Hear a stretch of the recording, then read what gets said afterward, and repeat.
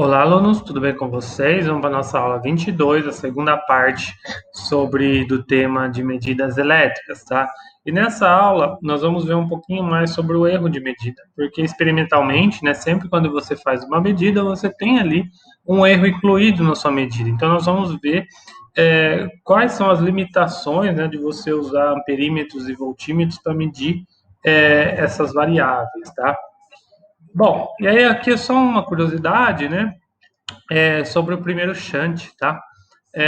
Esse shunt universal foi desenvolvido por esse inglês aqui ainda no século XIX e ele foi o precursor do nosso multímetro, porque, veja, rotacionando essa chave aqui, você fazia diferentes ligações com diferentes resistências, então você mudava a escala. Lembra essa questão de fator de escala, do amperímetro e do voltímetro?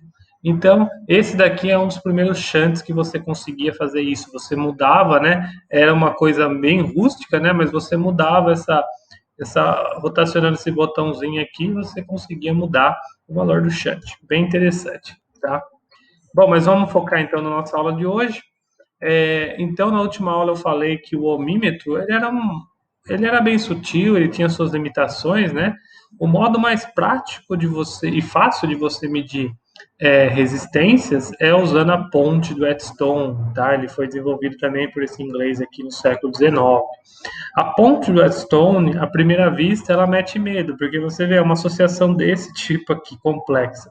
Mas, ó, a análise dele é bem simples. Então, você vai ter uma fonte de tensão, né, que vai gerar corrente, pode ter uma resistência interna aqui e tudo mais.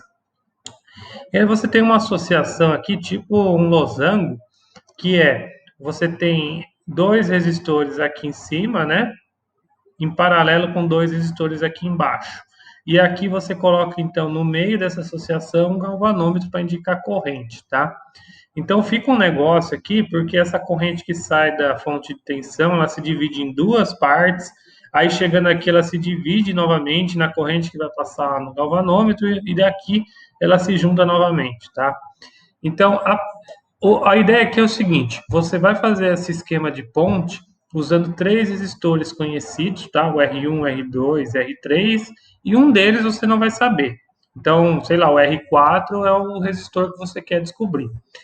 Acontece também que um desses resistores, geralmente você usa um reostato, ou seja, um resistor variável, tá? Para você mudar o valor da resistência dele. E então é o seguinte, a análise de circuito é complexa, tá? Envolve várias variáveis, mas o ponto que a gente quer é o ponto de equilíbrio. Então, qual que é a ideia aqui? Imagine que eu tenho um desses resistores seja variável, né? Então eu vou mudar conscientemente, né, a resistência desse resistor até o galvanômetro não indicar corrente aqui no meio, tá? Quando ele não indicar corrente, então nós vamos dizer que a ponte está em equilíbrio, tá? Então esse é o ponto que não interessa para a gente. Quando a ponte está em equilíbrio, a corrente do galvanômetro é nula.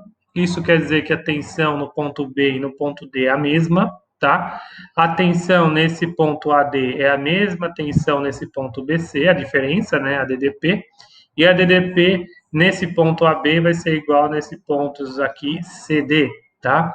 Em termos de corrente, essa corrente de cima aqui, que eu ia dizer que vai ser a mesma corrente de baixo, tá? E aí, qual que é a ideia, então? Eu vou abrir essas relações aqui, essas duas relações de DDPs, né? Relacionando a resistência desses caras trechos, ó. Então, veja, o AD vai ser o resistor R4 vezes a corrente 2. O AB aqui vai ser o R1 vezes a corrente 1, e assim sucessivamente. Então, eu usando essas duas relações, abrindo na lei de Ohm e considerando as correntes iguais, né, eu posso mostrar que, cancelando os termos de corrente, né, eu vou chegar numa regra de 3. Então, esse daqui é o ponto principal. E aí, assim, para você lembrar bem, a regra de 3 envolve uma multiplicação em cruz. Então, primeiro ponto, a ponte tem que estar em equilíbrio. Estando a ponte em equilíbrio, então você pode aplicar essa regrinha. Então, quando a ponte está em equilíbrio, você multiplica em cruz. Então, R1 vezes R3 vai ser igual a R2 vezes R4, é o que está mostrado aqui embaixo, tá? Ou você pode deixar isso em fração, para depois multiplicar em cruz e tudo mais. O ponto principal aqui, ó, você tem uma expressão que é igual a R1 vezes R3 é igual a R2 vezes R4.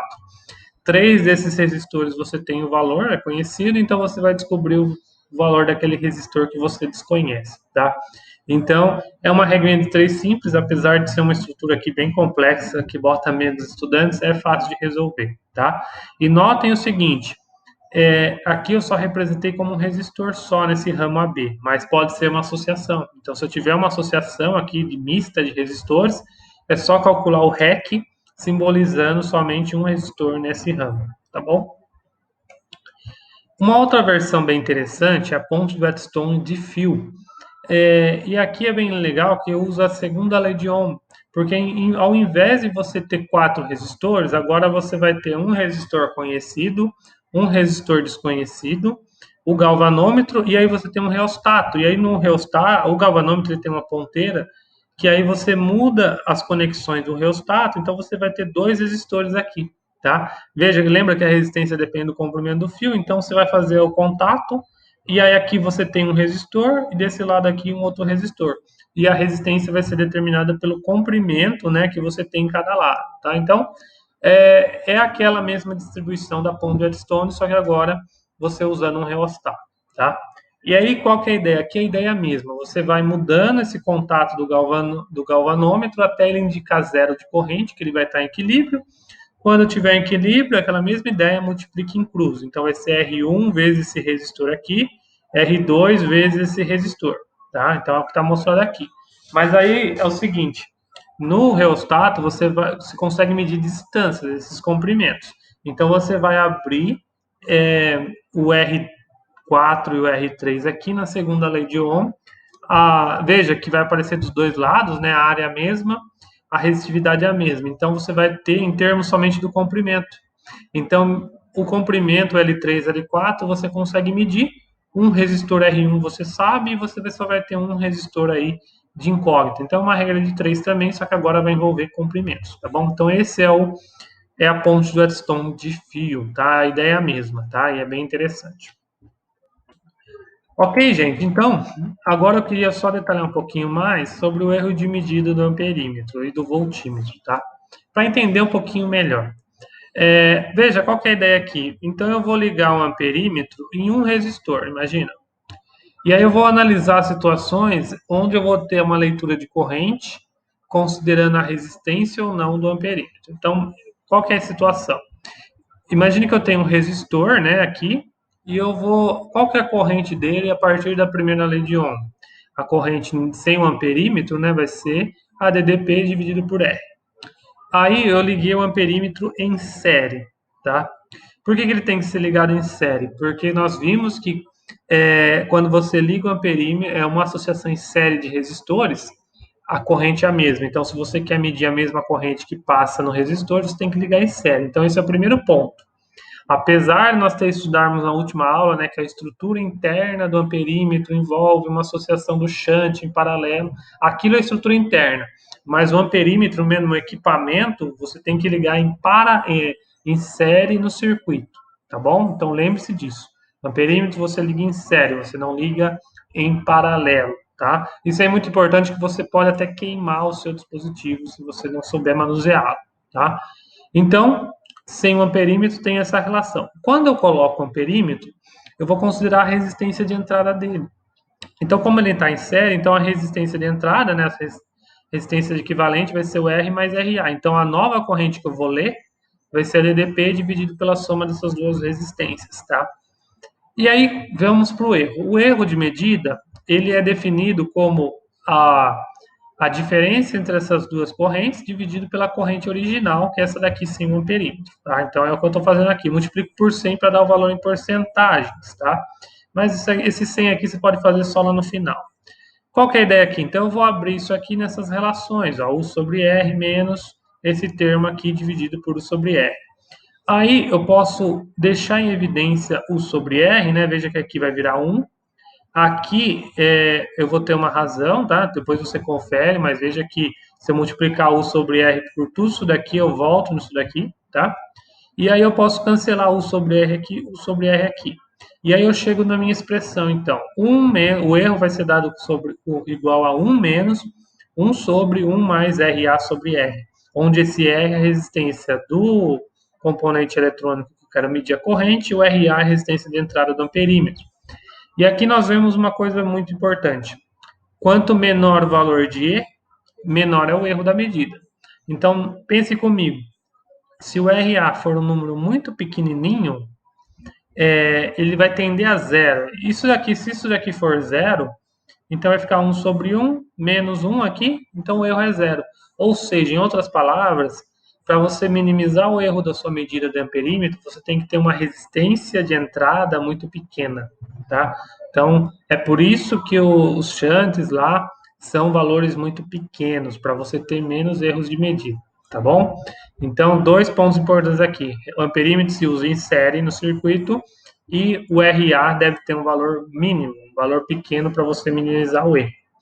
Agora vamos analisar o voltímetro. O voltímetro você liga ele em paralelo. E por que você liga em paralelo? Justamente porque numa associação em paralelo de resistores, a tensão é a mesma. Então, se você quer ler a tensão, então tem que ser a mesma nos dois ramos, tá? E aí, então, voltímetro em paralelo. E aí nós vamos fazer a mesma análise, né? Então, sem o voltímetro, você tem a DDP aqui no resistor, dado pela primeira lei de Ohm. Com o voltímetro, agora você vai ter uma associação em paralelo. Então, eu vou fazer o paralelo de RV com R, vai ser todo esse termo, né? A resistência equivalente, vezes I. E o erro da medida, novamente, vai ser o delta U sobre U, tá? Aí eu vou abrir nesses termos, vai ficar uma coisa assim. Vou deixar em evidência RI, ó, veja que o R vezes I ele vai sair daqui, né, em evidência. Cancelo. Aí aqui, esse termo ainda divido por RV em cima e embaixo, eu vou ter uma relação dessa forma aqui. 1 menos 1 sobre 1 mais R vezes sobre RV. Aqui você vê algumas coisas importantes. Se você tiver um valor de RV muito baixo, ele não vai te dar um erro baixo, ele vai te dar um erro enorme, tá? Na verdade, assim, para você ter menos erro, esse RV ele tem que ser um número muito grande. Ele tem que ser um número muito grande, porque quando eu dividir com R, ele vai tender a zero, vai ficar 1 sobre 1, menos 1, esse erro vai para zero, tá? Isso dá para notar, porque quanto maior a resistência, né, menos corrente você vai ter aqui, menos dissipação de energia. Então, veja que curioso, o voltímetro você liga ele em paralelo no circuito e ele tem que ter uma resistência muito grande, tá? O RV tem que ser muito grande, tá? É o contrário do amperímetro, tá bom? Então guarde essas dicas que é muito valiosas. Ok, gente, então aqui eu separei alguns exemplos só para a gente notar, né? Então veja, eu tenho no circuito da figura, ó, veja o símbolo de voltímetro, amperímetro, uma fonte de tensão, um resistor aqui em paralelo. A fonte de tensão tem uma FEM de 12 volts, uma resistência de 1K, né, 1000 ohms, e aí eu tenho um amperímetro e voltímetro. Primeiramente, eu quero analisar em condições ideais, né, ou seja, esse voltímetro e perímetro não tem resistência interna. Eu quero saber qual que é a medida que eles indicam. Então, a medida de corrente, né, então imagina, esses dois agora não têm resistência interna, é como se fosse um circuito sem nada. Então, a corrente que vai circular aqui vai ser dada pela lei de Poulier, tá? Onde a fonte de tensão também não tem resistência interna, então vai ser a FEM dividido pelo valor do resistor. Então, eu vou chegar em 12 miliamperes.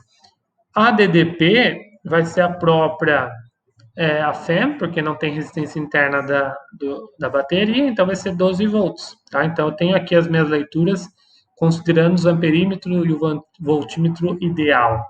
Agora nas condições reais, onde eu tenho o Rzinho aqui, né, o valor da resistência da bateria, o valor da resistência de entrada do amperímetro, o valor da resistência e o valor da resistência aqui do voltímetro, tá? Para ficar mais...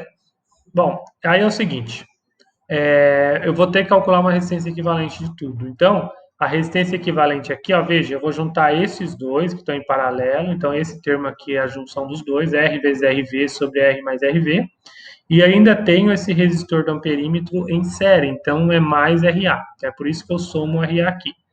Fazendo as contas com todos os valores que ele deu, eu vou chegar num valor aqui aproximadamente 959 ohms.